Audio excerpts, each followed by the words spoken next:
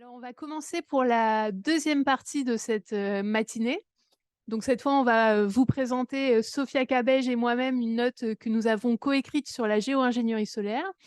Euh, et à ce titre, donc, on aura l'occasion de vous présenter notre note et puis on aura un petit moment donc, de questions-réponses comme lors du premier débat. Donc, comme on est à peu près d'accord sur la note qu'on a écrite, on va peut-être faire un débat un peu moins animé que le précédent, mais on va faire des efforts quand même.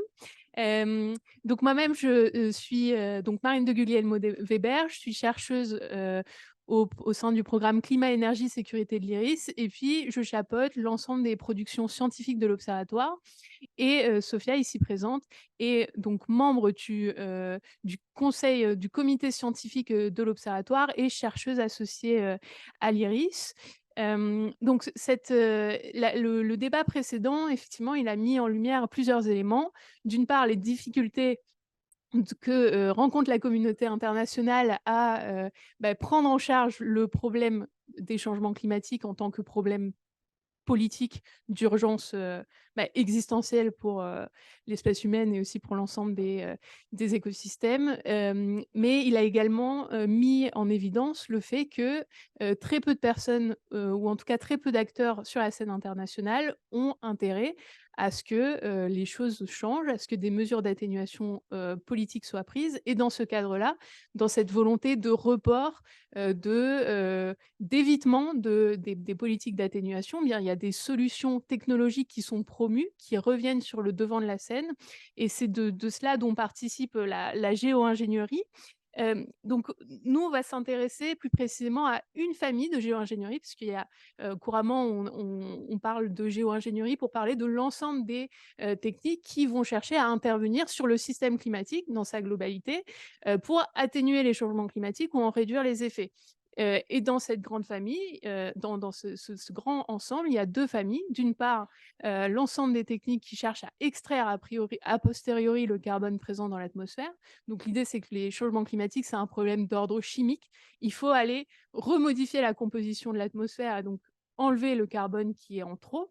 Et puis, il y a une autre famille de techniques, donc la géo-ingénierie solaire à laquelle on a consacré cette note, qui prend les changements climatiques en fait comme un problème thermique, c'est-à-dire la température moyenne globale est trop élevée ou est en voie de devenir trop élevée.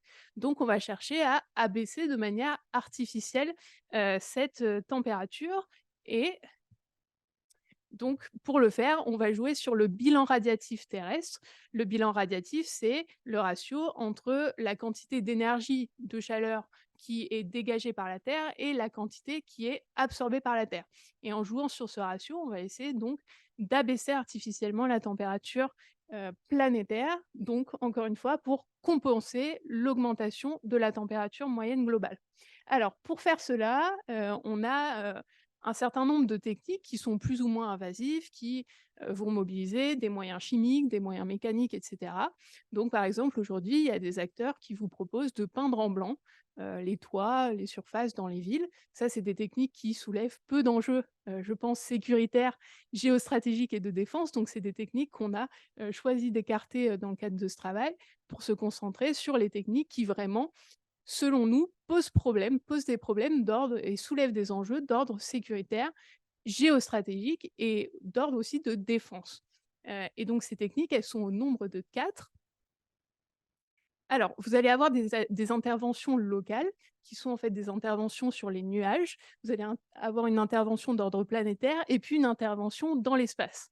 Donc, pour vous faire un bref descriptif de ces différents types d'interventions, quand vous cherchez à diminuer la quantité de rayonnement solaire entrant sur la Terre, vous pouvez choisir d'éclaircir les nuages marins, c'est-à-dire que vous allez pulvériser dans ces nuages des substances qui vont, en somme, accélérer des processus de condensation, etc.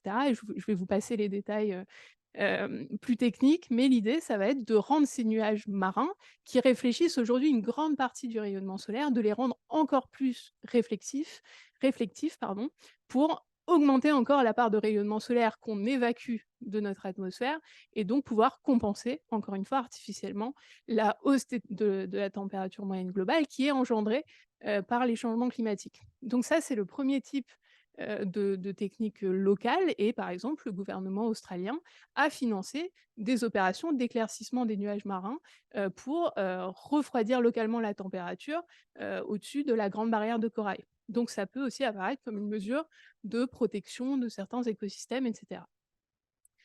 Ensuite, deuxième type d'intervention locale et qui prend la forme encore une fois d'une intervention sur les nuages, c'est l'amincissement des cirrus. Donc les cirrus, contrairement aux nuages, marins, ce sont, des nuages, qui sont situés dans la haute troposphère, qui sont, très épais, et qui ont, un grand nombre de, noyaux, de glace, à l'intérieur d'eux-mêmes et donc ils piègent en fait, ils ont un effet qui est similaire à celui des gaz à effet de serre.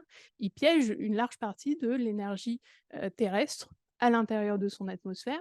Donc l'idée là, ça va être plutôt de les amincir, de, les, comment dire? De délaisser de leurs, cristaux de glace qui piègent ce rayonnement solaire. Donc on va encore une fois aller pulvériser, des solutions dans ces nuages pour que, ces noyaux de glace tombent, pour que ces nuages, aient une durée de vie moins importante et pour qu'on puisse dégager un peu plus d'énergie.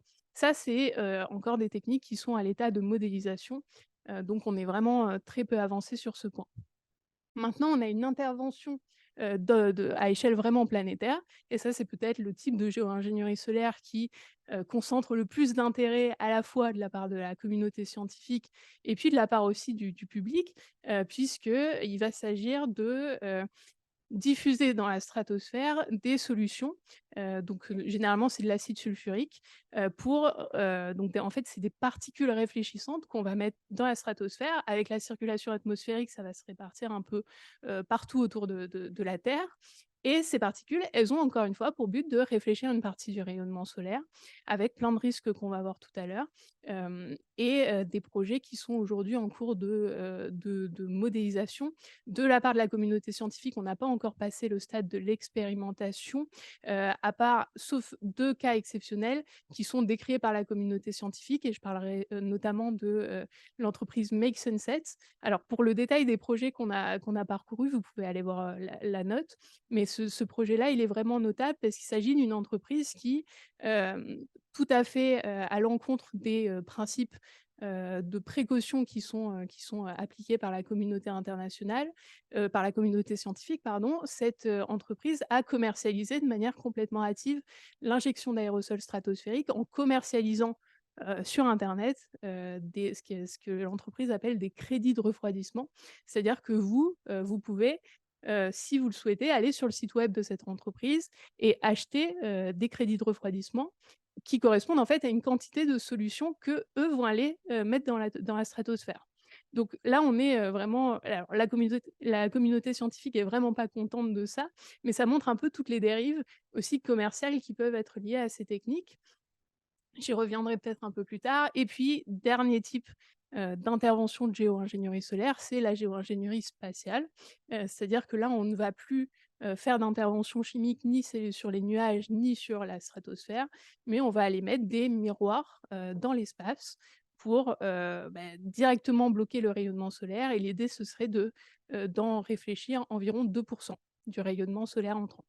Donc voilà un peu pour la présentation des techniques. Alors la partie la plus optimiste, donc les risques pour, à la fois les systèmes naturels et les et les systèmes humains. Alors, chaque technique a des risques qui lui sont, vraiment, singuliers, spécifiques et donc si vous voulez avoir le détail de ces risques, vous pouvez encore une fois consulter notre note, parce qu'on a fait un tableau vraiment détaillé, des grands risques par, type de technique. Donc là, ce que je vous ai indiqué sur cette slide, c'est les risques qui sont communs à peu près tous les types de techniques, qu'on a étudiées, selon la littérature scientifique existante sur le sujet. Et aujourd'hui, cette littérature scientifique, elle est très peu avancée, donc on est vraiment, là, à un stade très embryonnaire de la compréhension de ces risques.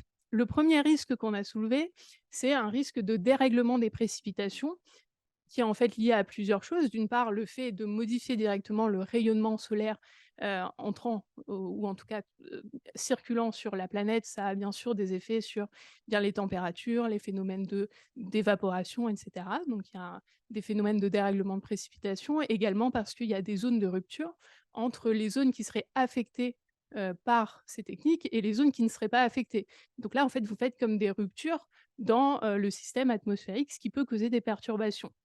Ce risque-là, du dérèglement des précipitations, il est directement solidaire d'un autre risque qui est celui de la baisse de la photosynthèse, puisque encore une fois, si vous diminuez le rayonnement solaire, vous diminuez la part d'énergie qui peut être absorbée par les plantes. Donc les plantes qui jouent aussi un rôle dans le cycle de l'eau, et qui dégagent une certaine part d'humidité. Ensuite, un autre risque, qui était assez intéressant à soulever, c'est celui de la persistance des impacts liés à l'augmentation, du CO2 dans, l'atmosphère. Puisqu'il ne faut pas oublier que si on utilise ce type de technique, on ne réduit pas la part de carbone présent dans l'atmosphère. On ne fait qu'en masquer les effets. On ne fait que masquer l'augmentation de la température moyenne induite par cette hausse de la concentration en carbone atmosphérique. Ce qui veut dire qu'il y a excusez-moi.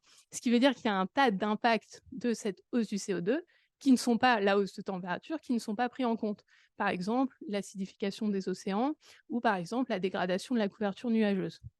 Et en fait, si on masque les effets du réchauffement sans atténuer, les changements climatiques, c'est-à-dire sans réduire, nos émissions carbone, on pourrait très bien voir la couverture nuageuse disparaître et là, on a beau continuer à éclaircir les nuages marins et aller, amincir les cirrus, si on a de moins en moins de nuages, on n'est quand même pas, bien parti pour cette régulation de la température, planétaire.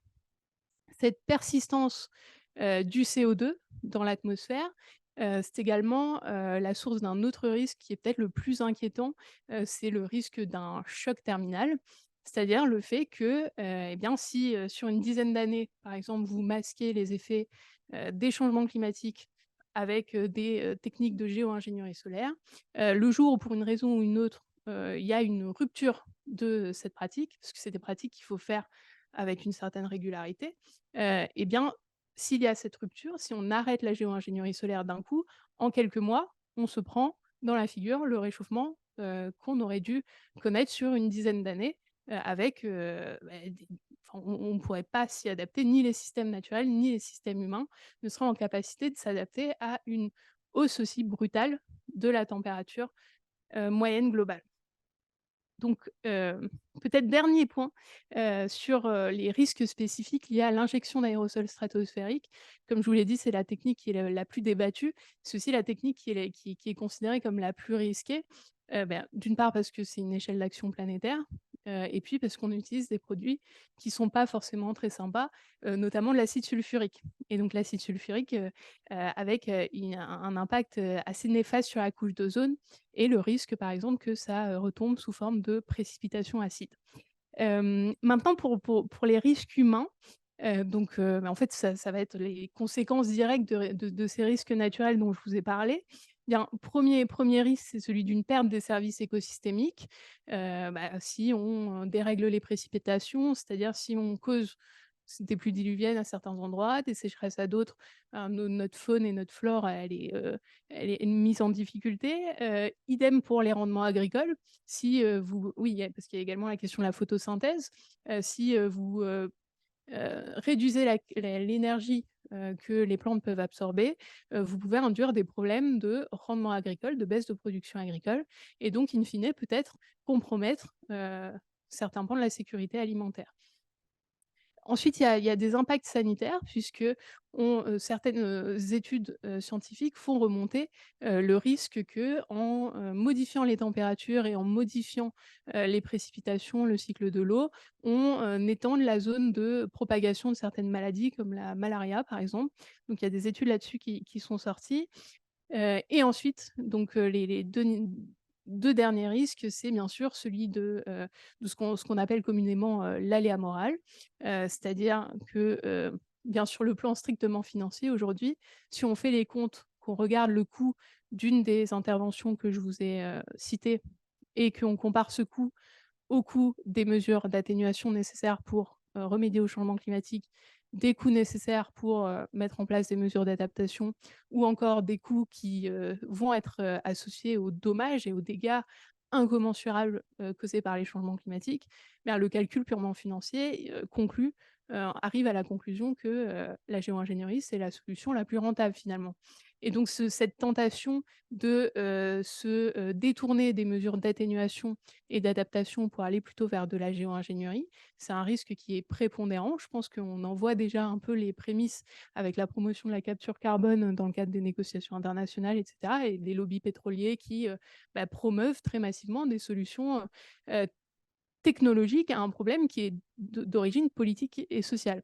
Donc il y a ce risque-là et puis effectivement donc ce risque de choc terminal dont je vous ai parlé, qui est un risque vraiment, structurant pour les sociétés humaines. Je te laisse la parole Sophia. Donc, Sophia qui a rédigé la deuxième partie de la note, consacrée aux enjeux géostratégiques et de défense et qui va nous parler un peu, eh bien, des différents acteurs impliqués dans la géo-ingénierie solaire, des différentes puissances qui se positionnent et des dynamiques de rivalité, de compétition et puis des éventuelles tensions qui pourraient émerger autour de ces pratiques.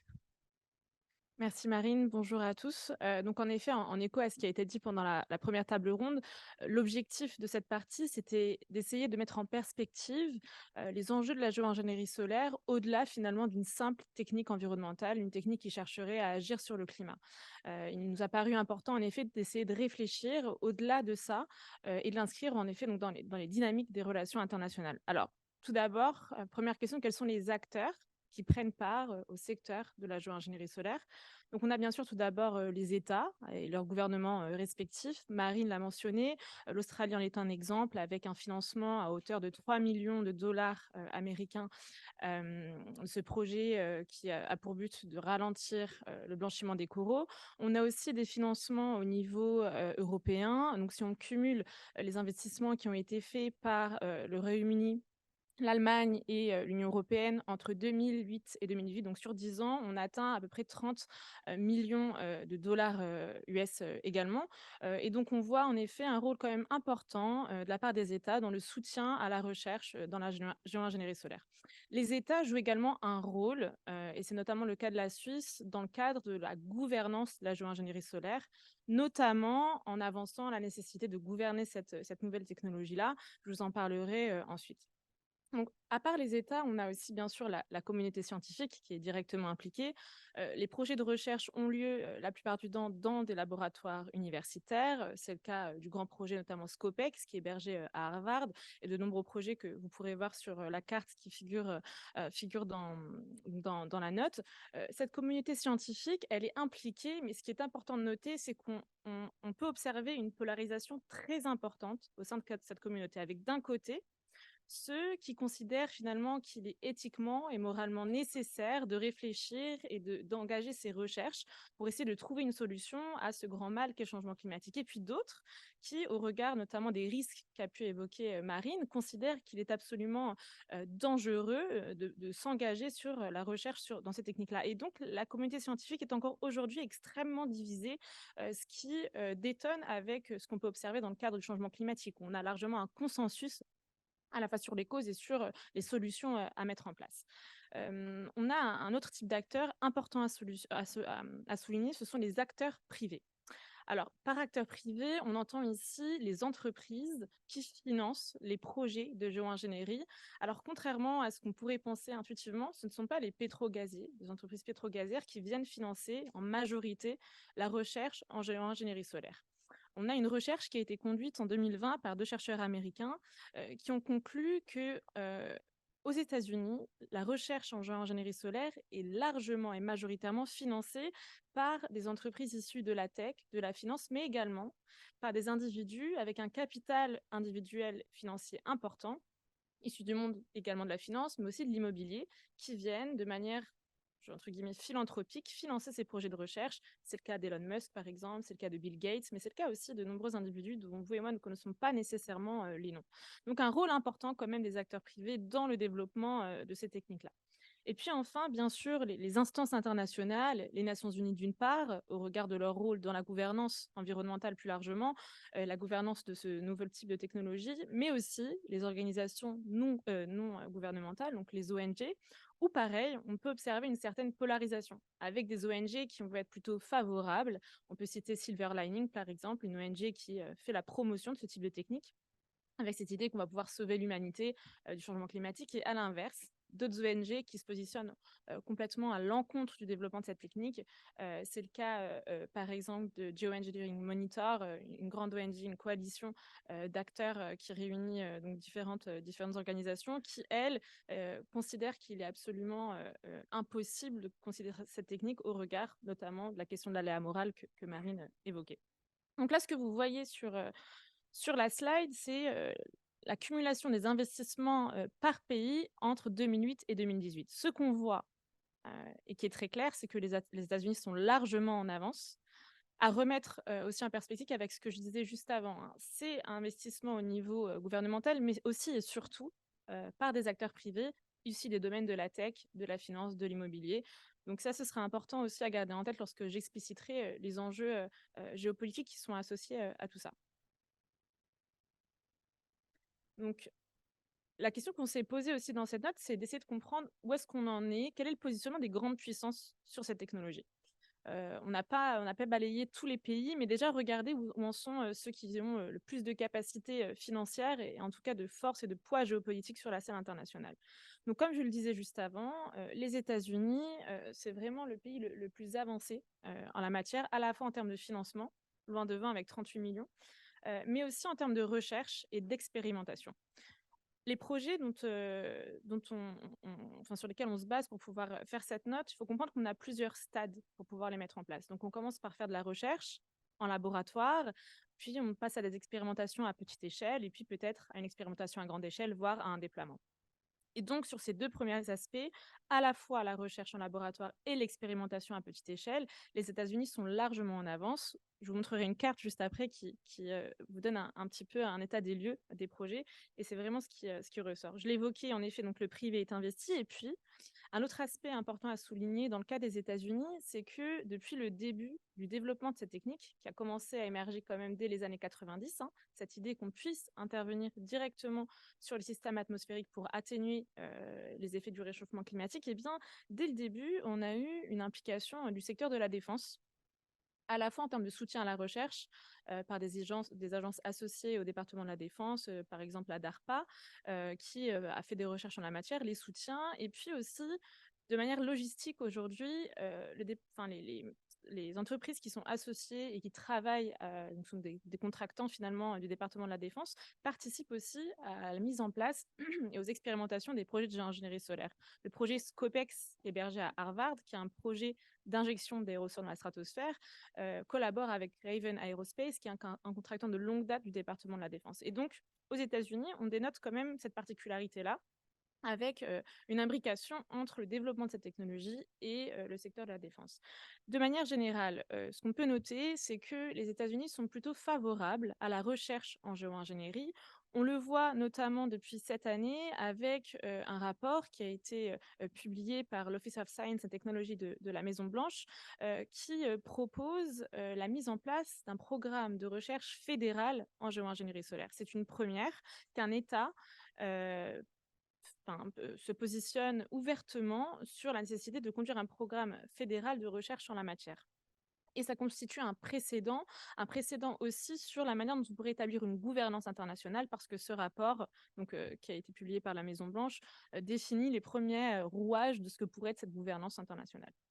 Donc, aux côtés des États-Unis, on s'est intéressé bien sûr à la Chine où c'est beaucoup plus compliqué déjà d'avoir accès à des informations, il faut en avoir conscience. On est tributaire de ce qui est publié, de ce qui est rendu public, et donc cette note se base sur les informations disponibles en source ouverte. Donc en Chine, on a eu un programme de recherche qui a été mené sur 4 ans, qui a été dirigé par un Anglais qui s'appelle John Moore et qui avait pour objectif à la fois d'essayer de comprendre quelles sont les techniques, mais aussi de réfléchir aux enjeux de gouvernance et aux conséquences sur le territoire chinois et dans la région d'un potentiel déploiement. On a eu une première expérimentation en 2020 à une échelle plutôt locale, même très locale, sur le glacier Dagu, avec pour objectif de placer une couverture blanche pour augmenter la réflexion du soleil et voir un petit peu ce qui s'y passait. Ce qui est intéressant de noter, c'est que contrairement aux États-Unis, la Chine se positionne publiquement comme étant défavorable au déploiement. Donc elle se positionne en opposition. C'est maintenant ce qui est aussi intéressant à souligner, c'est que c'est une position qu'on avait pu aussi, noter dans le cadre de la modification de la météo, où au départ, la Chine s'est positionnée comme un acteur qui pourrait la déployer uniquement à des occasions précises ou dans le cadre enfin, sur des terres agricoles. Et puis, du jour au lendemain, on a vu un papier, un livre blanc être publié qui, finalement nous disait: «Bon, bah, on a décidé de déployer ça sur, tant de parties de notre territoire». Je crois que c'était 3/5 du territoire, et donc on a été finalement mis devant le fait accompli que la Chine était capable de déployer ça malgré un discours officiel qui ne nous laissait pas forcément entrevoir cette, possibilité.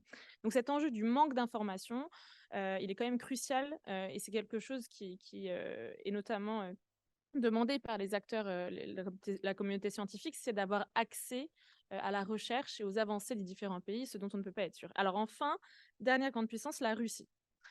La Russie, pareil, hein, il y a un grand manque de transparence sur l'état de la recherche, mais ce qu'on peut dire, c'est que tout d'abord, la Russie était extrêmement avancée sur les sciences atmosphériques dès les années 70, donc au temps de l'URSS, avec des recherches notamment menées par Budiko, un chercheur russe, qui ont ensuite été reprises par Yuri Israel et qui ont mené à une première expérimentation en 2009. On est venu injecter des particules chimiques à 200 mètres d'altitude, pareil, pour voir un petit peu ce qui s'y passait et les conséquences que ça pourrait avoir. Depuis, on n'a pas eu d'informations sur, la reprise de ce programme de recherche, donc on ne sait pas où ça en est. Mais publiquement, la Russie se positionne comme étant plutôt favorable à la géoingénierie solaire. On a pu le dénoter notamment, en 2013 dans le cadre des négociations, autour du rapport du GIEC, donc de 2013, où la Chine voulait voir inclus dans ce rapport-là, la possibilité d'avoir recours comme solution à la géoingénierie solaire. Ça n'a finalement pas été le cas, mais ça a été noté dans le cadre de ces négociations. Donc, ce qu'il faut retenir, c'est qu'on a vraiment une avancée nette des États-Unis, mais pour la Chine et la Russie, on manque d'accès à l'information. Maintenant, si on remet cette question-là dans l'équation et finalement dans les dynamiques des relations internationales, au regard de l'intérêt porté publiquement par les États-Unis sur cette technologie, il est peu probable que la Chine et la Russie ne s'y intéressent pas. Simplement par une dynamique de compétition que l'on connaît, les dynamiques de rivalité. Une technologie de rupture telle que la géoingénierie solaire suscite l'intérêt forcément de toutes les parties. Donc la carte que je teasais juste avant, vous la voyez maintenant à l'écran. Ce qu'elle vous montre, plus c'est bleu foncé, plus on a de projets. Donc ça rejoint ce que je disais. Bien sûr, les États-Unis sont très très foncés. On a au total à peu près 70 projets qui ont été menés de 2008 à 2018. Donc là, vous ne le voyez pas sur, cette carte-là, mais dans la note, vous avez le détail de tous les projets. Vous avez aussi, le détail de quel type de projet. Est-ce que c'est pluridisciplinaire? Est-ce que, c'est l'éclaircissement du nuage marin et cetera?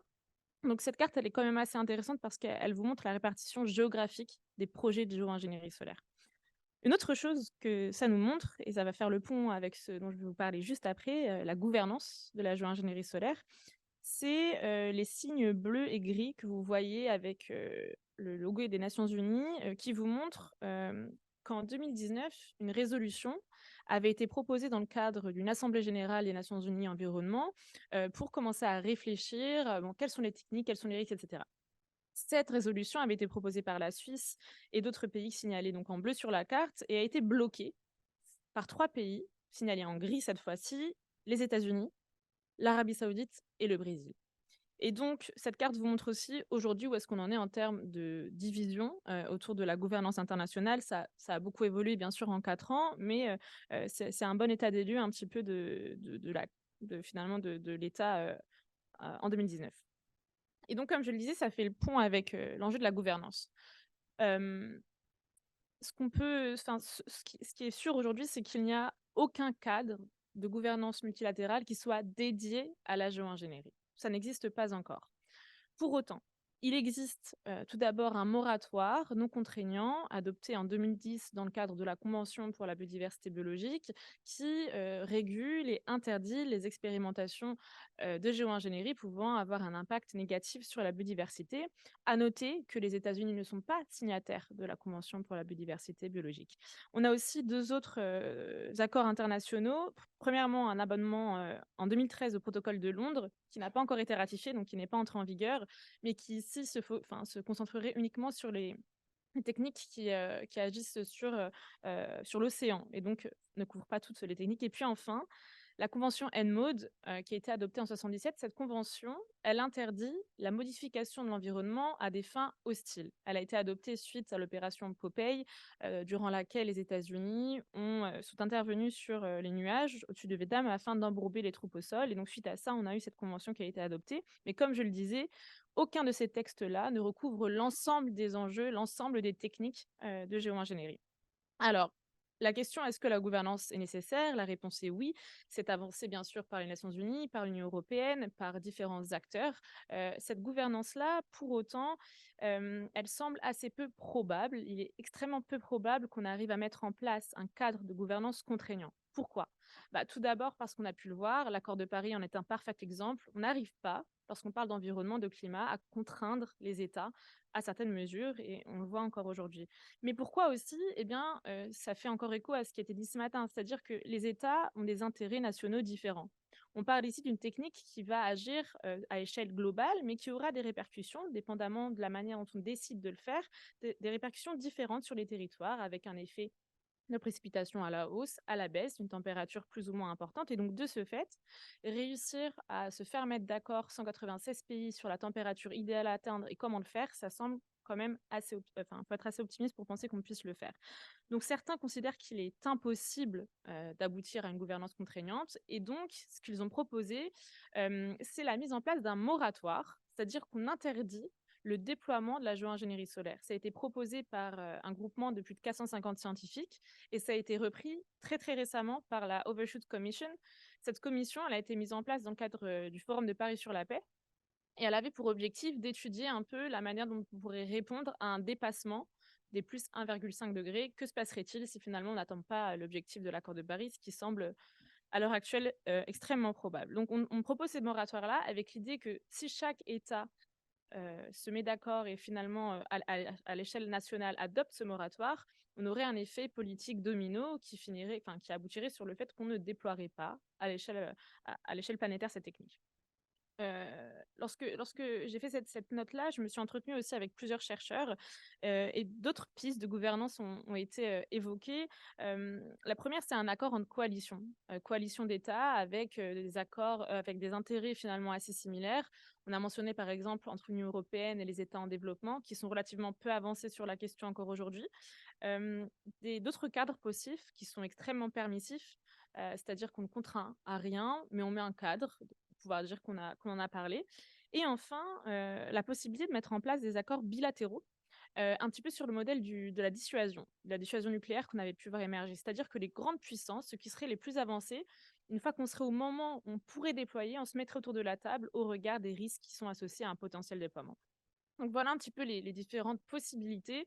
On n'y est pas encore aujourd'hui, on n'a pas de discussion sur l'état d'avancement de cette gouvernance, là, malgré les demandes de différents acteurs. Alors, comme je le disais au début, l'objectif, c'était d'essayer de réfléchir, enfin, de partir du constat tout d'abord que malgré les solutions que l'on connaît à la crise climatique, on sait quoi faire. Est-ce que pour autant c'est mis en place? La réponse est non. Donc on a des intérêts politiques nationaux qui vont parfois à l'encontre de cet intérêt global qui est d'atténuer le changement climatique. Et donc l'objectif est aussi de réfléchir à la manière dont la géo-ingénierie solaire et les techniques de géo-ingénierie solaire ne sont pas seulement des objets techniques avec un objectif climatique, mais peuvent aussi constituer un objet politique qui permette finalement de servir des intérêts spécifiques et des intérêts politiques spécifiques. Alors, il y a différentes manières dont ça peut être fait. La première, ça va être de pouvoir, en écho toujours à ce qui a été dit ce matin, de pouvoir faire perdurer les intérêts de ceux qui développent, donc des acteurs publics et privés du marché des énergies fossiles, mais aussi pouvoir faire perdurer les modes de vie particulièrement dépendants des énergies fossiles. Donc, on resterait sur cette idée de pansement. On a cette technique-là qui permet de faire perdurer les choses telles qu'elles fonctionnent aujourd'hui. Ça a été étudié par plusieurs chercheurs et certains développe aussi l'argument notamment que les États-Unis seraient les plus à même de développer et de déployer la géoingénierie solaire à cette fin, afin de maintenir leur hégémonie qui est largement dépendante du pétrodollar encore aujourd'hui. Une deuxième manière dont la géoingénierie solaire pourrait être utilisée comme un outil politique serait qu'elle permettrait de protéger des territoires spécifiques avec des populations. Un bon exemple, c'est en effet la barrière de corail, où si on cherche à protéger cette barrière de corail, on peut penser également à des zones particulièrement vulnérables, notamment les pôles, heu, à protéger donc ces territoires, ces populations, mais aussi au-delà, à pouvoir protéger des appareils de défense qui sont aujourd'hui officiellement reconnus comme étant menacés dans leur opération, et dans leur capacité d'opérer par le changement climatique. Et donc, il y a une littérature qui s'intéresse à la manière dont cette technique pourrait être utilisée à cette fin. Et puis enfin, toujours dans le cadre, international, la géoingénierie solaire pourrait constituer finalement un outil de négociation, dans l'idée où on viendrait menacer d'un potentiel déploiement si on n'obtient pas d'autres concessions. Voilà, donc ça permettrait de pouvoir négocier sur la scène internationale. Donc voilà un petit peu le panorama des manières dont, la géoingénierie, solaire constitue également un objet politique. Alors pour finir, la question, qu'on s'est posée, c'est également d'essayer de réfléchir à la manière dont, le déploiement de la géoingénierie solaire, pourrait constituer enfin s'accompagner d'un potentiel conflictuel. Alors ce qui ressort des recherches, c'est tout d'abord que la géoingénierie n'est pas d'un facteur, un déclencheur de conflit, mais elle contribue, de la même manière qu'au changement climatique, à différentes dynamiques qui peuvent mener à déclencher un conflit, et cela de différentes manières.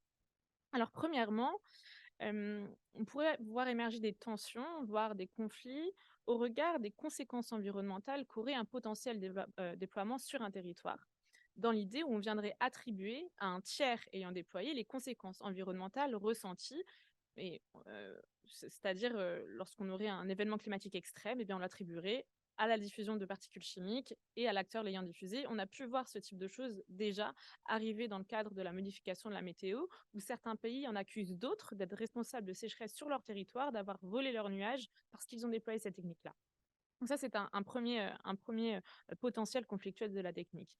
On en a un second qui est lié à ce que je disais, c'est-à-dire que, il va être très compliqué de pouvoir, mettre d'accord 196 pays sur la manière dont on va déployer ça et sur les effets que ça aura.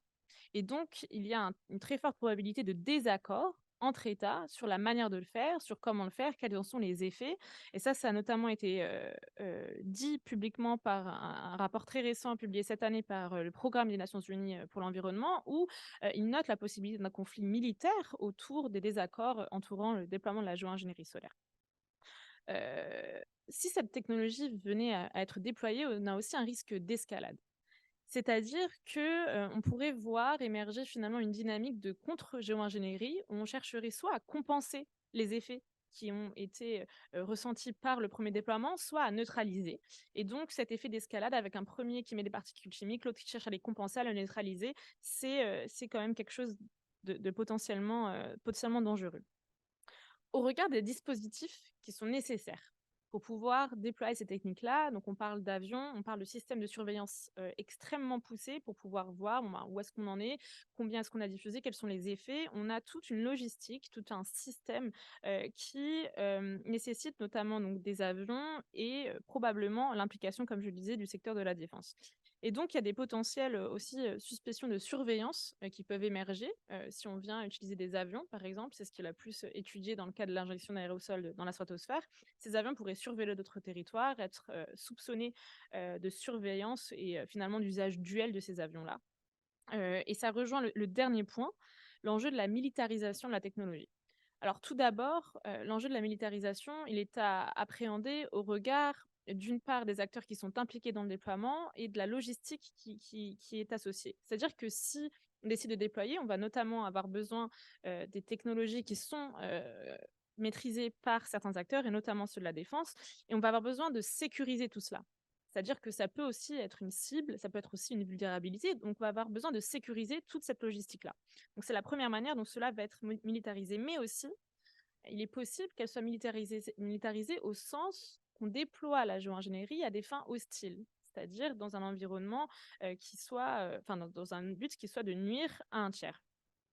C'est bien sûr finalement contrôlée par la convention dont je vous parlais. Maintenant, est-ce qu'elle sera toujours respectée? Est-ce qu'il sera déclaré qu'on l'a utilisée? C'est des interrogations qu'on est en droit, je pense, de pouvoir se poser. Alors, je bascule maintenant sur la troisième partie avant de redonner la parole à Marine. Donc on a fait ça en 3 temps, c'est-à-dire qu'on a essayé, bon, bah, quelles sont les techniques, quels sont les risques?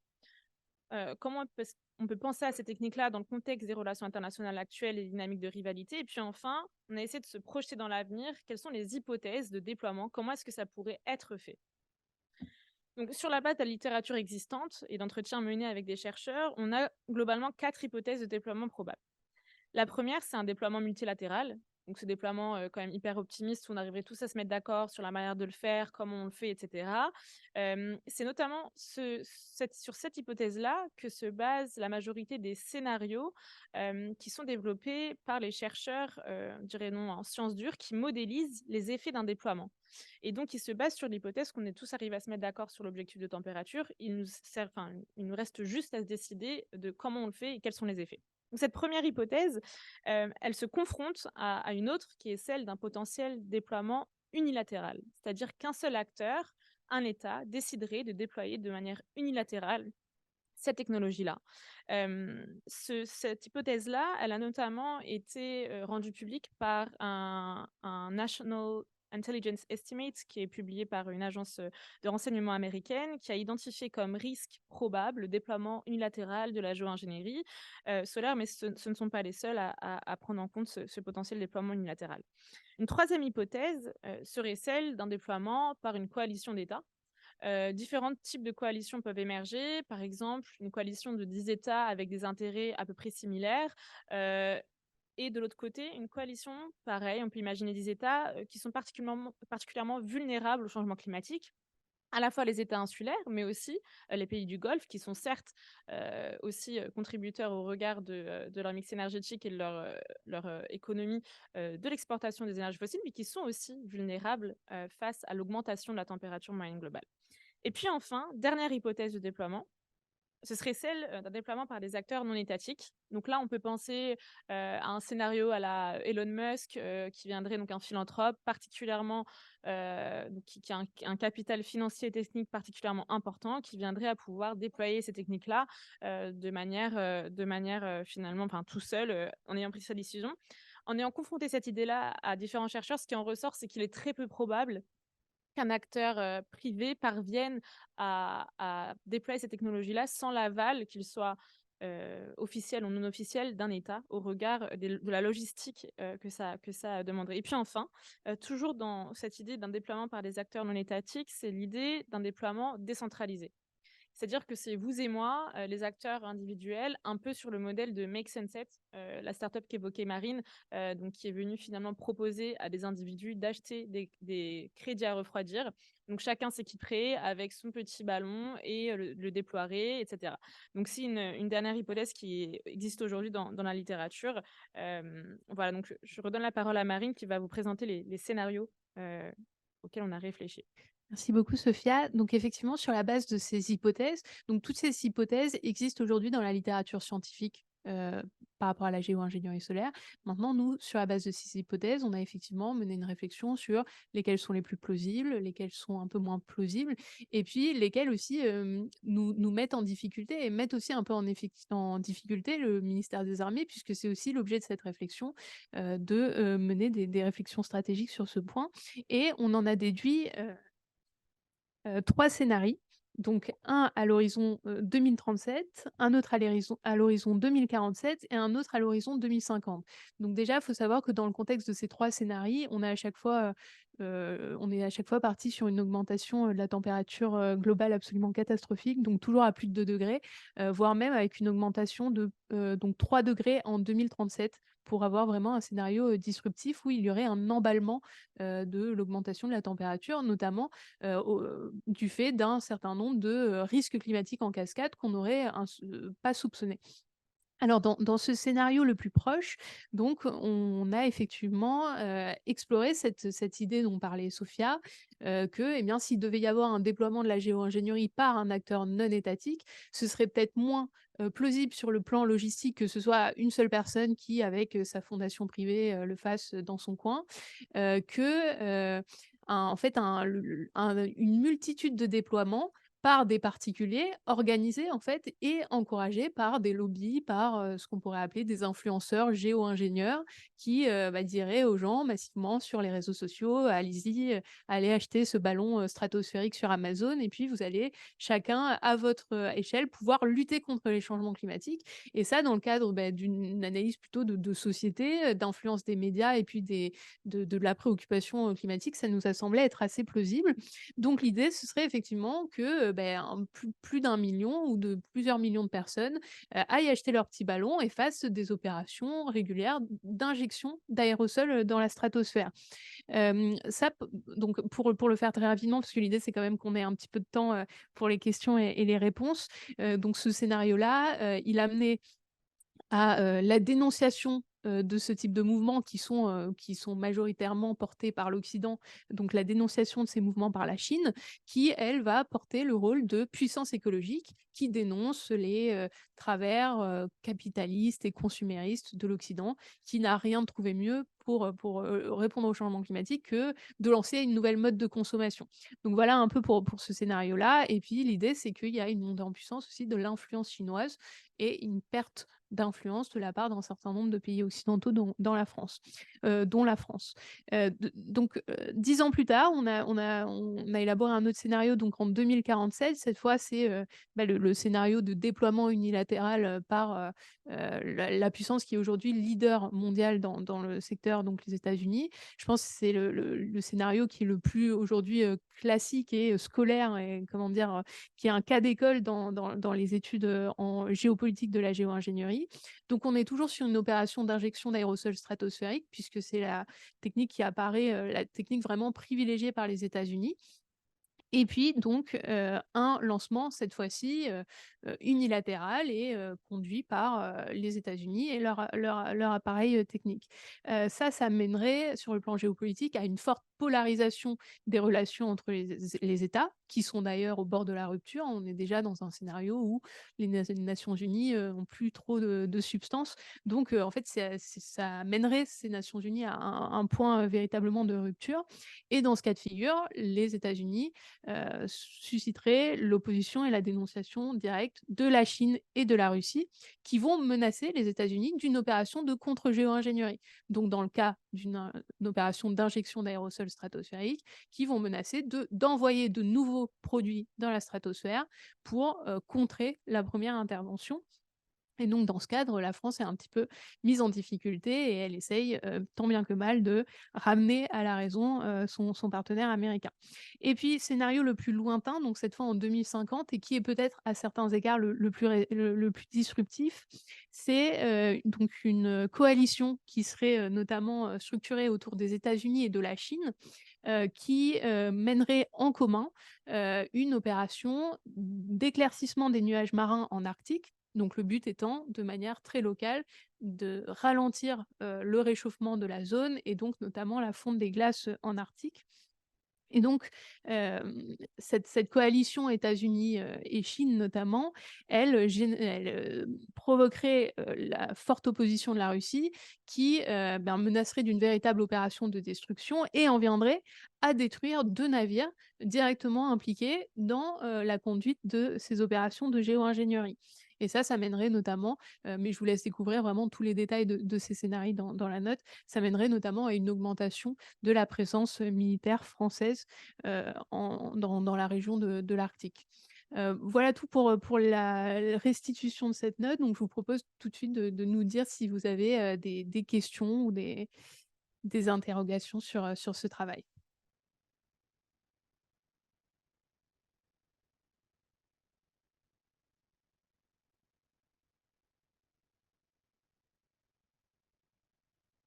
Bonjour, merci pour votre exposé très intéressant. Vous avez parlé de la militarisation de la technologie de géo-ingénierie solaire.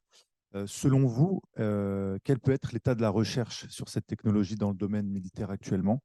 Est-ce qu'elle est beaucoup plus avancée que dans le domaine civil et comment enquêter sur ce point?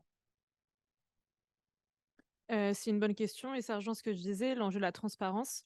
On n'a pas accès, en fait, à ce qui n'est pas rendu public et en l'occurrence, dans le domaine militaire, on a des choses qui ne sont pas révélées.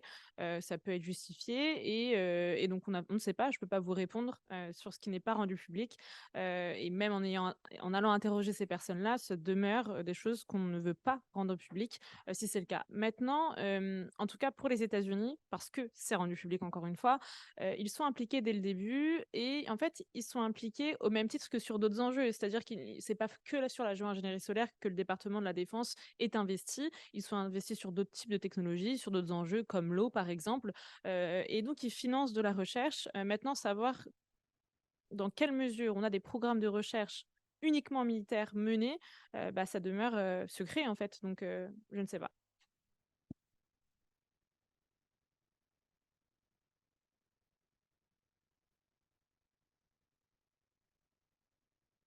Bonjour, merci bien pour la présentation. Une question me vient au vu des risques qui sont présents, donc les risques naturels et humains. Je peux m'empêcher de penser que est-ce vraiment très optimiste et devons-nous être optimistes envers l'ingénierie, la géo-ingénierie solaire, parce qu'il y a quand même beaucoup de risques naturels et humains qui sont associés au développement de ce secteur. En effet, vous avez tout à fait raison de pointer cet enjeu-là. D'une part, avec le peu de données scientifiques actuellement produites sur la question, on voit déjà une montagne en fait de risques en cascade, puisque on s'attaque quand même à des phénomènes atmosphériques. Après, ça va dépendre de ce que vous faites, de comment vous le faites, etc. Mais dans tous les cas, en touchant au rayonnement terrestre, vous touchez à un ensemble de phénomènes atmosphériques et thermiques, ce qui fait que, effectivement, il y a une montagne, de risques et qu'en plus, on connaît à peu près, allez, moins de 10 des risques qui sont induits par ces techniques, je pense. Au vu de l'avancée de la littérature scientifique sur le sujet, au vu des modélisations actuelles qui sont, très peu avancées. Enfin voilà, sur le plan vraiment scientifique, on n'a pas encore les moyens de pouvoir dire avec certitude: «Bah, voilà les risques associés». Mais avec le peu qu'on a, on peut déjà se dire que, bon, finalement, il vaut peut-être mieux s'abstenir et faire preuve de précaution. Après, un argument qui est utilisé par les promoteurs de la géo-ingénierie solaire et qui est quand même intéressant à entendre, c'est que finalement, peu importe les risques induits par ces techniques, ils seront toujours inférieurs à la cascade d'effets liés au changement climatique. Et donc, eux, ils vont mettre ça dans la balance et dire, bon, bah, de toute façon, les changements climatiques, c'est le même combat. C'est géo-ingénierie, mais 1000 fois pire. Et donc, vous allez avoir cette argumentation en face. Évidemment, il ne faut pas y céder parce que dans tous les cas, on ne peut pas déployer d'intervention sur les systèmes atmosphériques sans être déjà, la question se pose moralement indépendamment de la connaissance des risques qu'on en a et puis, sans connaître, tous les tenants et les aboutissants, de ces risques, sachant que, comme le disait Sophia, il y a, plein d'enjeux de gouvernance et que ces risques, ils ne vont pas toucher uniquement les personnes qui vont faire l'action d'intervention. Ils vont toucher l'ensemble de la communauté, heu, humaine, enfin l'ensemble des sociétés humaines sur terre donc c'est effectivement un enjeu, structurant, dans cette question-là. Ouais, Ah. merci.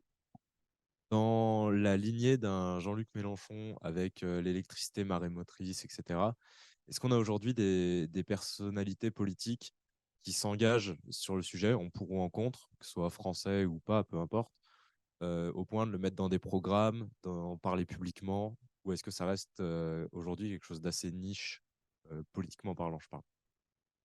Non, ça reste complètement quelque chose de niche.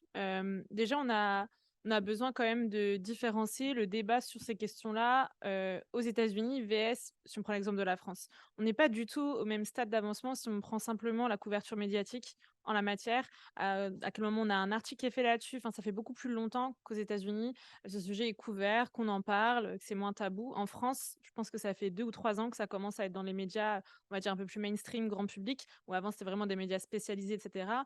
Donc déjà dans le débat public de manière générale, c'est pas encore quelque chose dont on entend parler. Je ne sais pas combien d'entre vous savaient déjà ce qu'était la géo-ingénierie, peut-être tout le monde et tant mieux. Mais en tout cas si on prend la société, dans son entièreté et même si on s'adresse aux décideurs au sein des institutions politiques, on a une très grande partie qui ne savent pas, ce qu'est la géo-ingénierie, qui n'en ont pas forcément entendu parler et donc les politiques en question, est-ce qu'il y en a qui s'en emparent? En France, j'ai absolument vu aucun discours, pro géo-ingénierie. On peut en avoir qui vont émerger, si on prend ce qui est fait dans le cadre du capture, stockage du carbone, certains qui vont se positionner un petit peu, en opposition comme les Verts et puis côté, États-Unis, on a des personnalités peu dirons-nous, pas forcément politiques, mais qui ont un effet politique, qui se positionnent en faveur de ces technologies-là. Et puis, comme je le disais, l'administration Biden, très récemment, se positionne quand même en faveur de la recherche sur ce sujet-là. Et donc, on a un positionnement clairement technosolutionniste de la part de l'administration américaine, qui a aussi un effet ricochet sur d'autres gouvernements.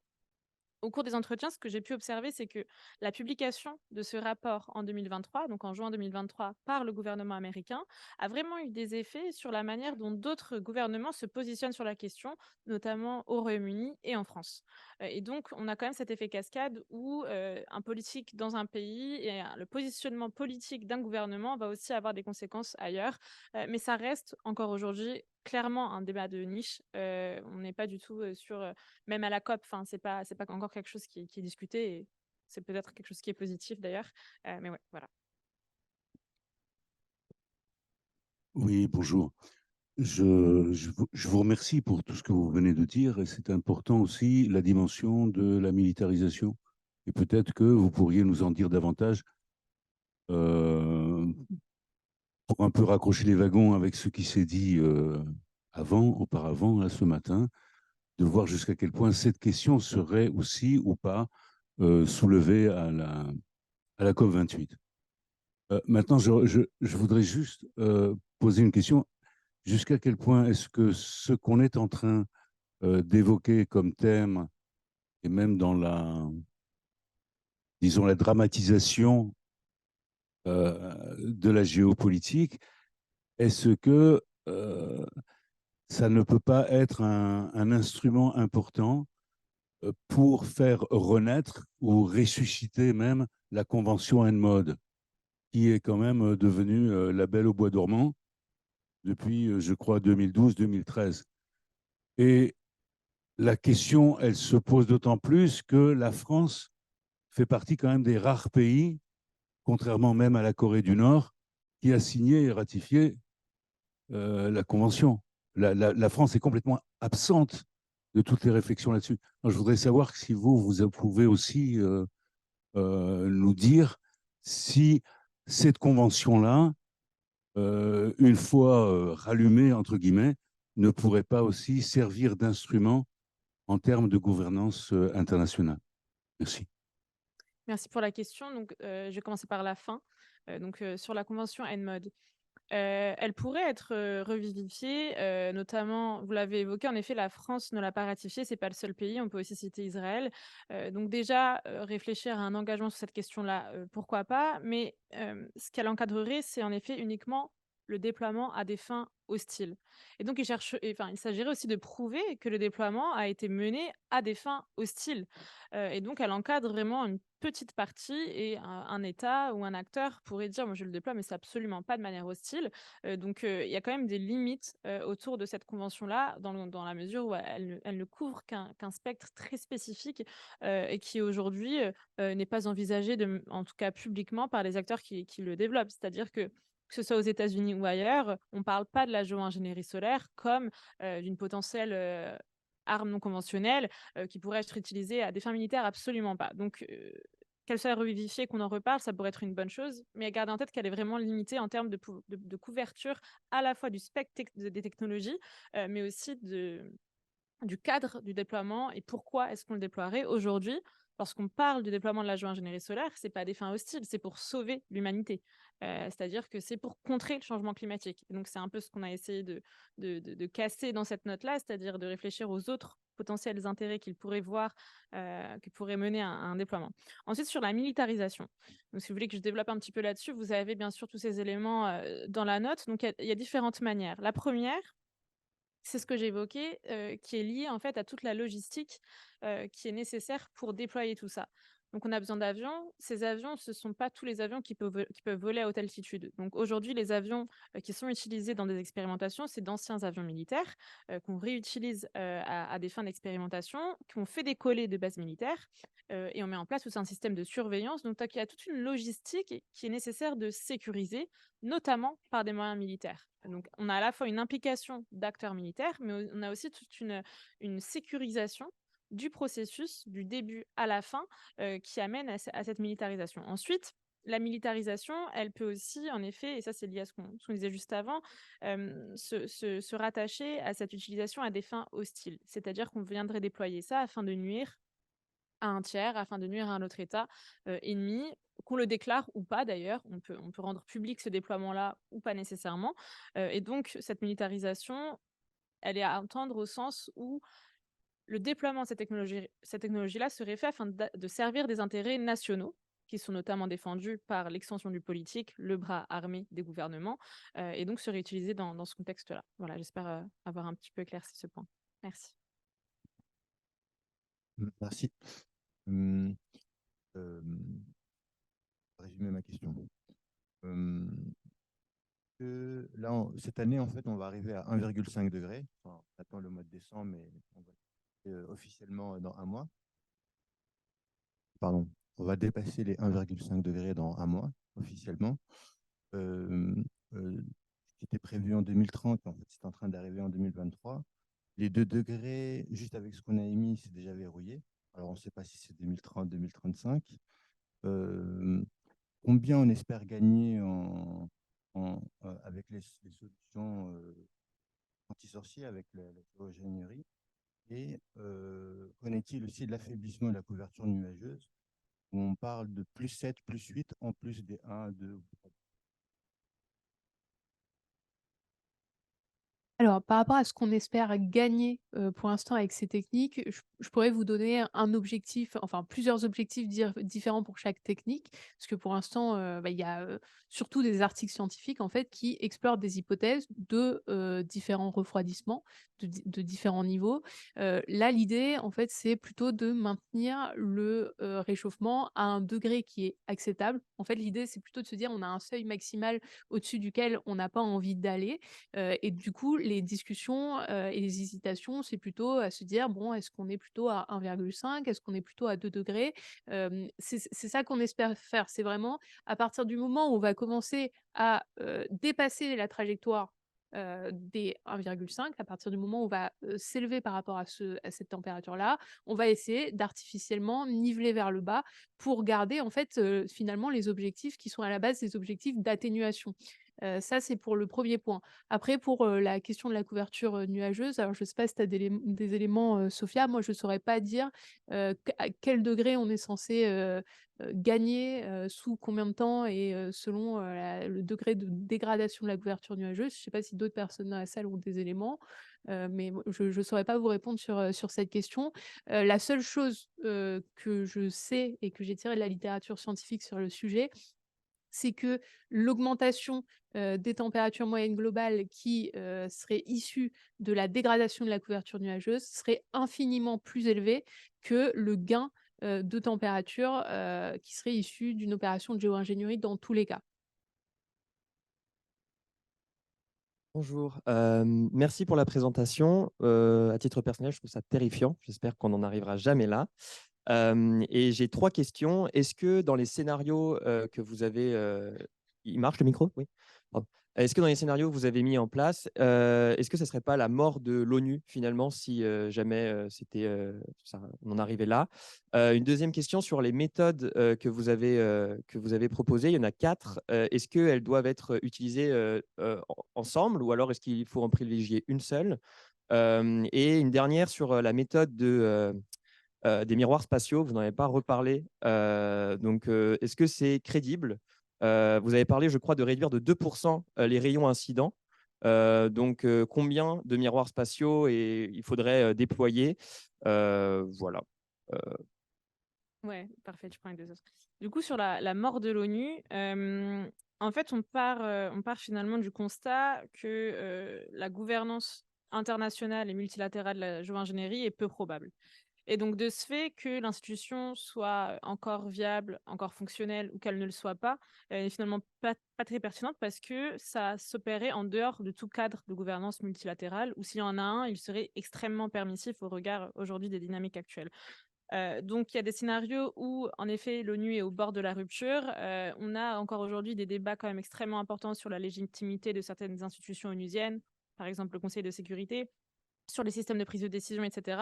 Et donc, on s'est quand même basé dans nos scénarios sur une organisation des Nations Unies qui soit peu puissante, ou en tout cas extrêmement tributaire, et c'est complètement normal du positionnement des États-nations qui la composent, qui en sont les membres et qui finalement la font vivre. Donc, si ces États-nations ne sont pas volontaires pour mettre en place une gouvernance au sein de cette instance, c'est tout à fait normal qu'elle soit finalement laissée à l'écart. Voilà, je te laisse reprendre. Oui, donc par rapport à vos 2 autres questions, donc plutôt, techniques. Alors, ces techniques peuvent être utilisées, de manière simultanée. C'est pas forcément comme ça qu'elles ont été pensées. L'idée, c'est plutôt que c'est des projets, séparés, indépendants les uns des autres. Après, il est possible que dans un scénario, plutôt multilatéral du coup avec ou en tout cas avec une coalition de plusieurs acteurs, des, personnes avec des projets et des compétences diversifiées se mettent ensemble pour maximiser les effets du refroidissement. C'est-à-dire que demain, vous ayez à la fois enfin, voilà, un projet d'injection d'aérosols stratosphériques qui fasse un partenariat avec un projet d'éclaircissement des nuages marins pour maximiser les chances du refroidissement. Mais c'est pas pensé comme ça pour l'instant.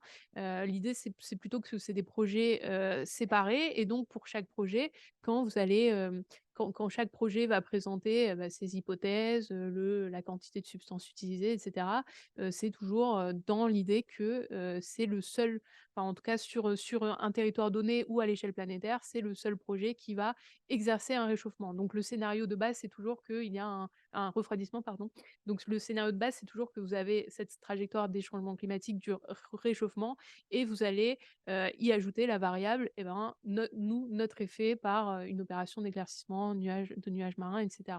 Par rapport aux miroirs spatiaux, alors j'en ai moins parlé parce que pour l'instant, c'est de la science-fiction, c'est au stade vraiment complètement théorique. Il y a un seul projet dont on a entendu parler, c'est un projet qui s'appelle Space Bubbles, qui est conduit par le MIT. Mais pour l'instant, enfin, voilà, on n'a pas vu sortir d'études ou quoi que ce soit. C'est vraiment au stade de la pure théorie. Donc l'idée, ce serait de placer de gigantesques miroirs, hein, de plusieurs centaines de kilomètres, au point Lagrange L1, donc c'est-à-dire au point où les miroirs resteraient le plus stables et le plus longtemps. Voilà, faut avoir une fusée déjà, faut prendre une fusée, faut porter le petit miroir sur la fusée, faut emmener ça à 1 500 000 kilomètres de la Terre. Et puis ça, après, faut l'entretenir.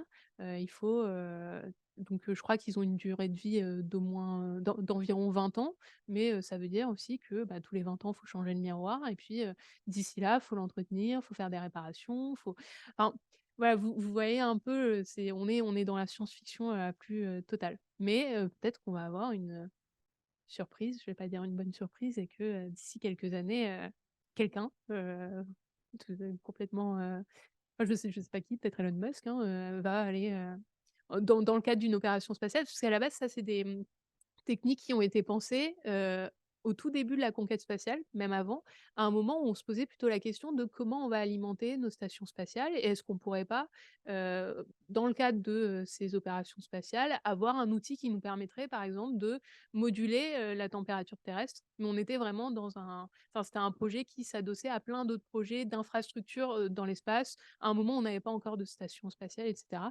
Donc si ça doit se faire, c'est possible que ce soit porté aussi par des acteurs, de l'aérospatial qui, vont, en profiter pour bâtir d'autres infrastructures et cetera. Pardon, je peux juste compléter parce qu'on a fini sur le truc science-fiction, mais c'est bien réel pour d'autres techniques. Et on a vraiment des projets qui sont passés à un stade d'expérimentation à petite échelle. C'est le cas donc du projet sur la Grande Barrière de Corail, Marine en avait parlé. On a aussi un projet qui s'appelle Sabre, qui est mené aux États-Unis par la NOAA et qui a commencé des expérimentations sur différentes latitudes, en Alaska en 2023, et on va dans l'hémisphère sud et dans les tropiques en 2024 et 2025 respectivement.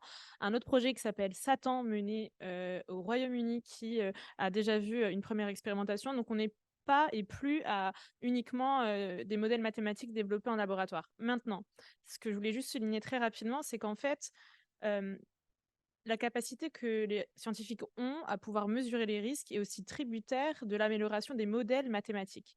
Pour améliorer ces modèles mathématiques, les scientifiques qui développent tout ça nous disent on est obligé de mener ces expérimentations à échelle locale pour récolter de la donnée et améliorer les modèles et donc pouvoir encore mieux modéliser les potentiels risques. Et donc, on est dans une sorte de boucle qui se nourrit où à la fois pour savoir quels sont les risques et si on doit, oui ou non, le déployer, on a besoin de mener des expérimentations et en menant des expérimentations, on ouvre aussi la voie à le faire à plus grande échelle et donc à le déployer.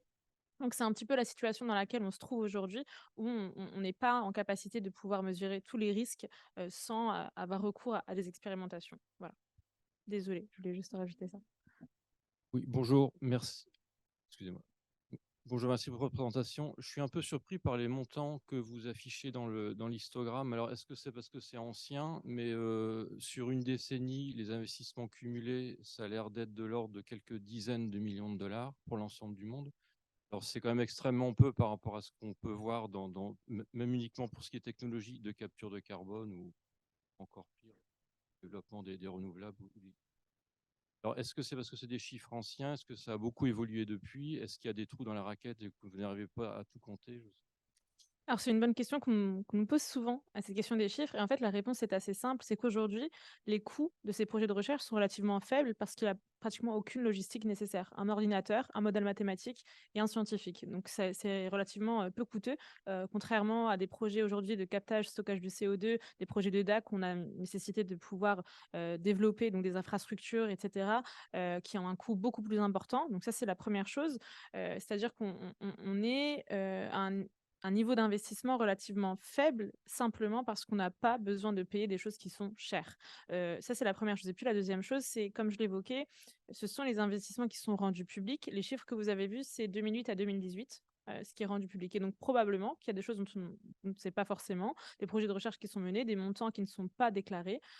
Donc voilà pour la réponse.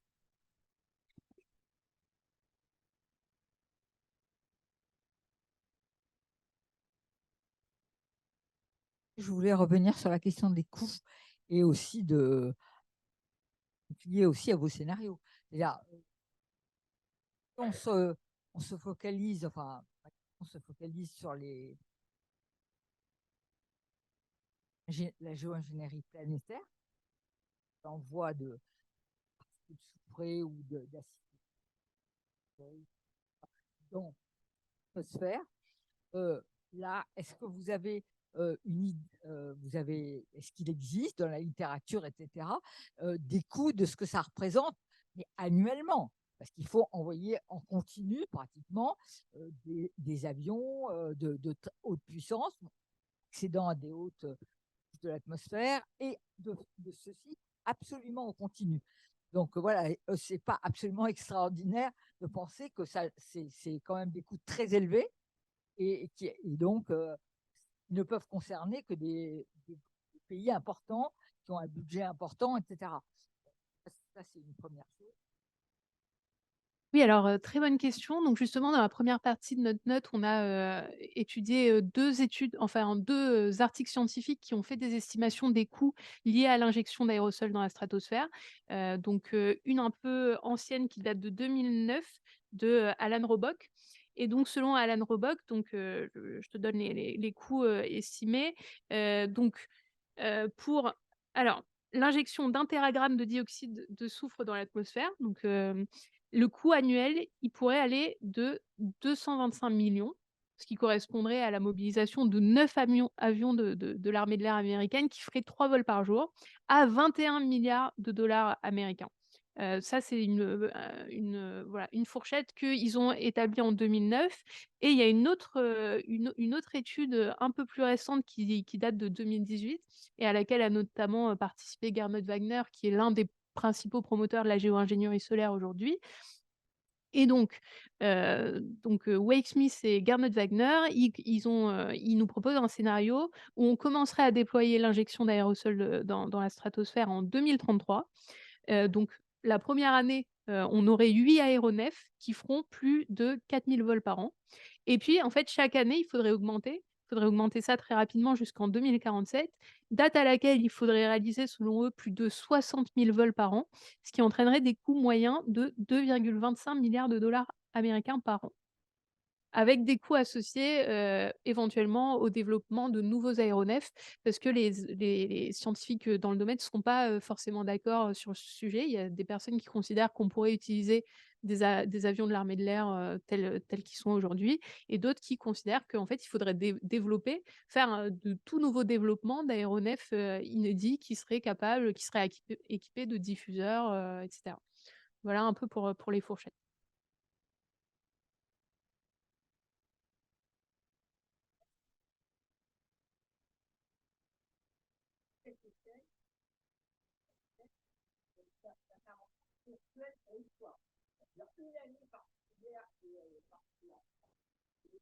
Mmh.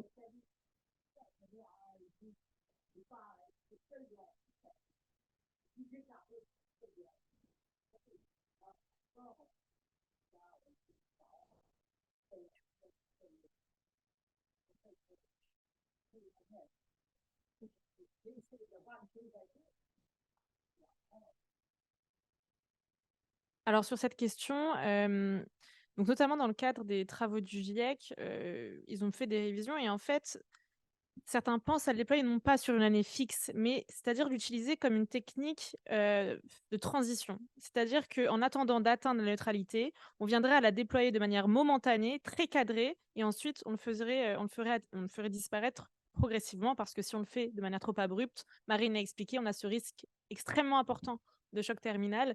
Et donc cette idée de l'utiliser finalement de manière transitoire, réellement pour compenser les effets des émissions excédentaires jusqu'à ce qu'on parvienne à un équilibre parfait entre les émissions et ce qu'on capture en CO2 pour avoir zéro émission nette, qui est donc l'objectif adossé à celui des 1,5 degré et des degrés dans le cadre de l'accord de Paris. Donc c'est un petit peu la manière dont on y réfléchit, on va dire la manière la plus éthique. Maintenant, tout cela reste tributaire de fait que nous parvenons à réduire drastiquement les émissions, que nous parvenons à pouvoir capturer les émissions excédentaires de manière à avoir cet équilibre net. Et ces deux facteurs sont malheureusement encore remis en question aujourd'hui. Voilà. J'aurais deux petites questions. Comme vous l'avez dit, il y a énormément de ces technologies qui ne sont plus de la science-fiction, donc on les utilise, elles sont mises en place. Donc je pense par exemple au cloud seeding, donc là ce ne serait pas vraiment genre ingénierie solaire, mais vraiment on va dire faire pleuvoir artificiellement, déplacement de nuages, etc. On sait qu'énormément d'agriculteurs, pas juste dans les pays occidentaux, utilisent déjà ces technologies. On sait que la Chine est très avancée aussi sur ces sujets, qu'avant les Jeux olympiques de Pékin, ils ont complètement déblayé les ciels de Pékin pour être sûr qu'il fasse beau. La Chine a aussi ce projet Sky River 2025, rivière du ciel, pour déplacer des nuages et faire pleuvoir au-dessus de ces territoires qui sont de plus en plus asséchés à cause du changement climatique. Donc, c'est en place, mais on voit que les risques sont juste phénoménaux. Par exemple, avec ce projet Sky River de la Chine, un des dangers, c'est que ces nuages se déversent dans le plateau du Tibet, donc dans l'Himalaya, que ça renfloue les fleuves en Inde, sachant que l'Inde a des gros projets de développement de hydropower dams. Donc, comment est-ce que... donc, si là, tout d'un coup, un conflit entre la Chine et l'Inde apparaît autour de ce sujet de la perturbation des cycles de l'eau à cause de la géo-ingénierie, ça perturberait complètement l'environnement géopolitique, pas juste régional, mais international. On pourrait aussi se dire que toutes les accusations de l'Iran, que l'Israël et les Émirats arabes unis lui volent ces nuages, sont un sujet. au vu du contexte géopolitique actuel. On pourrait aussi se dire que la Russie, qui souhaite ouvrir le passage du Nord ou utiliser davantage le passage du Nord en Arctique, pourrait être intéressée à limiter, on va dire, à limiter la neige, enfin l'enneigement au-dessus de ce passage bien spécifique pour faciliter le passage non seulement des cargos venant de Chine par la voie du Nord, mais aussi des méthaniers, au vu du développement des projets gaziers dans le Nord. Enfin, on peut faire énormément de scénarios. Et donc, ma question, c'est, au vu de ce potentiel conflictuel phénoménal, pourquoi ce n'est pas encore un sujet? Pourquoi est-ce qu'on n'en parle pas? Et ma deuxième question est beaucoup plus courte. Est-ce que vous pensez que ces nouvelles technologies vont devenir un nouveau moyen de dissuasion, c'est-à-dire que les pays qui l'auront pourront dire à des pays ennemis, bon, bah, si vous enfreignez le droit international, on vous volera nos nuages, on ira mettre les pieds dans vos climats.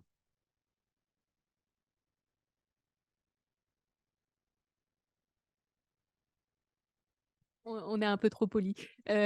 Donc, par rapport à la première partie de la question, c'est une question très compliquée de se demander pourquoi est-ce qu'on n'en parle pas? Pourquoi est-ce qu'en fait, une problématique n'est pas l'objet d'une controverse politique? Ça, c'est extrêmement dur d'y répondre. Un des éléments de réponse que je pourrais peut-être apporter, mais vraiment c'est une hypothèse que je fais comme ça, c'est que ce sont des techniques qui ont été extrêmement médiatisées durant la guerre froide, précisément à l'époque où c'était des techniques d'ordre militaire. Sophia en a parlé, l'opération Popeye, etc. À l'époque, la modification de la météo, c'était avant tout un ensemble de techniques qui étaient financées par les appareils de défense, etc. Il y avait une sorte de course météorologique aussi entre les États-Unis et la Russie, et c'était extrêmement médiatisé comme arme de guerre. Il y a eu un tollé médiatique à la fin des années 70 quand il y a eu les révélations du fait que les États-Unis avaient utilisé l'ensemencement des nuages au Vietnam, etc. La France aussi l'a fait une dizaine d'années avant, durant la guerre d'Indochine. Voilà, il y a eu un gros tollé médiatique. Et à partir du moment où la convention NMOD est apparue, sur le plan politique comme sur le plan médiatique, on s'est dit, bon, bah, problème réglé finalement, puisqu'il n'y a plus d'usage militaire, on ne s'inquiète plus. En fait, la seule chose qui était perçue comme inquiétante, c'était l'usage à des fins hostiles. Sauf qu'aujourd'hui, effectivement, avec le recul, on se rend compte que ça fait 70 ans aussi qu'on utilise les techniques de modification de la météo à des fins civiles, notamment à des fins agricoles, pour la gestion des précipitations, la lutte contre la sécheresse, la lutte contre la grêle, etc. Et on commence tout juste à le percevoir en géopolitique que eh bien, ça peut constituer un type très particulier de conflits autour des ressources en eau et donc un enjeu d'hydrodiplomatie aussi. Parce qu'on se rend compte que effectivement, c'est pas parce que on ne fait pas de la modification de la météo à des fins hostiles qu'il n'y a pas des effets négatifs sur certains territoires, etc.